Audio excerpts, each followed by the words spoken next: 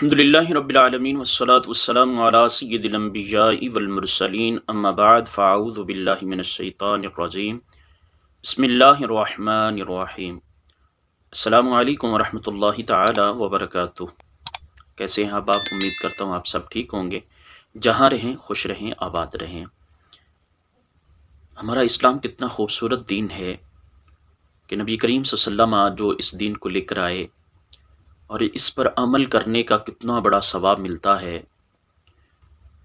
नमाज, रोज़े, हज, ज़कात, दीगर इबादात ये फ़र्ज़ तो हैं ही हैं, लेकिन इनके करने पर एक तो बंदा जो फ़र्ज़ है उससे बरी ज़िम्मा हो जाता है, और अगर इखलास और महब्बत से ये अमाल किए जाएं तो इनमें अजर व सवाब भी बढ़ा दिया जाता है। और बंदे के लिए कितना बड़ा अजर व सवाब होता है जिसका बंदा बाज़ औक़ात अंदाज़ा भी नहीं लगा सकता। बाज़ अमाल ऐसे होते हैं जो छोटे छोटे होते हैं, जिनमें करने में बाज़ औक़ात इतनी बड़ी मशक्क़त का सामना नहीं करना होता, लेकिन उनके अजर व सवाब पर जब नज़र बंदा दौड़ाता है तो वो उस मशक्क़त से भी कहीं दर्जे ज़्यादा फ़जीलत के हामिल होते हैं।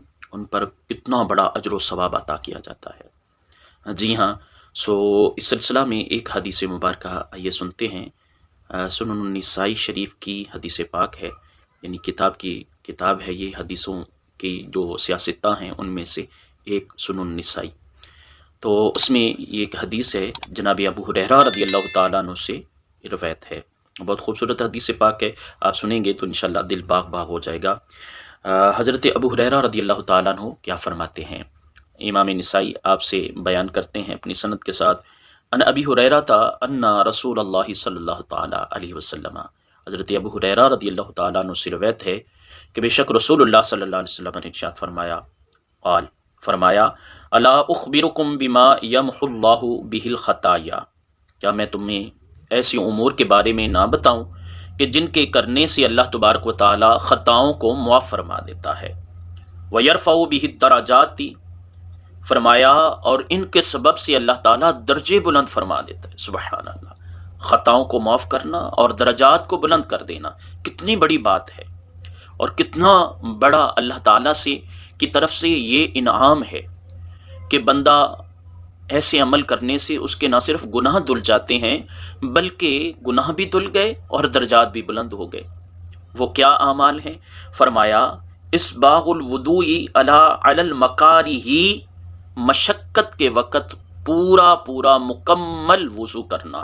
यानी जैसे कि अब जो मैं ये हदीस पाक आपको सुना रहा हूँ, आजकल जो दिन है वो सर्दी पर खुसूसन बुज़ुर्गों के लिए और बच्चों के लिए वज़ू करना बाज़ औक़ात मशक्क़त का अमल होता है।